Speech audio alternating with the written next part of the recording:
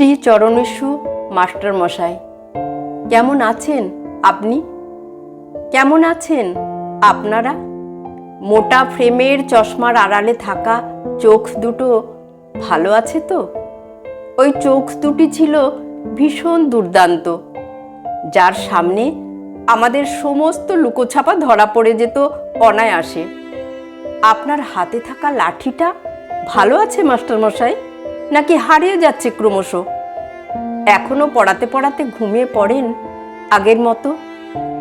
অঙ্ক কষতে দিয়ে দু চোখ বুঝে আসতে চাই। কত হেসেছি, কত টিপ্পনি কেটেছি আড়ালে, কিন্তু কখনো বুঝতে চাইনি মাস্টারমশাইরাও তো মানুষ।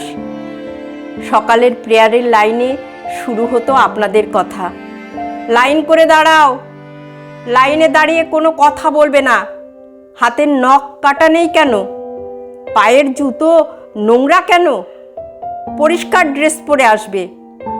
তারপর বাংলা, ইতিহাস, অঙ্ক, ভূগোল, পড়া পড়া আর পড়া। পড়াতে পড়াতে কখনো কেশে নিচ্ছেন, কখনো বা ভাবছেন চুপ করে থাকা, লুকিয়ে থাকা কিংবা পিছিয়ে পড়া ছাত্রগুলোর কথা। সস্নেহে পিঠে রেখেছেন হাত। পড়াশোনার মতো বন্ধু হয় না রে, এ বন্ধু ছেড়ে যায় না কখনো।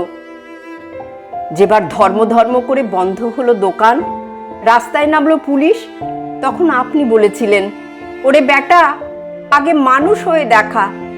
শিবু আর মহিমের রক্ত কি আলাদা রে? বন্ধুর আবার জাত হয়।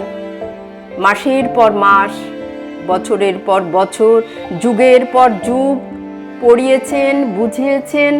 পড়াতে পড়াতে আপনার লেন্স ক্রমাগত মোটা থেকে আরও মোটা হয়েছে, চোখে ছানি পড়েছে, আপনি ঢুলে পড়েছেন ঘুমে, আপনার দু চোখ জড়িয়ে গেছে। আমরা হেসেছি, বিদ্রূপ করেছি আপনার ধুতি নিয়ে।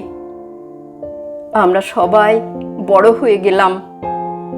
আপনার লাঠিতে ঝোলানো হলো নিষেধ, আপনার বকুনি থমকে গেল পরোয়ানার কাছে।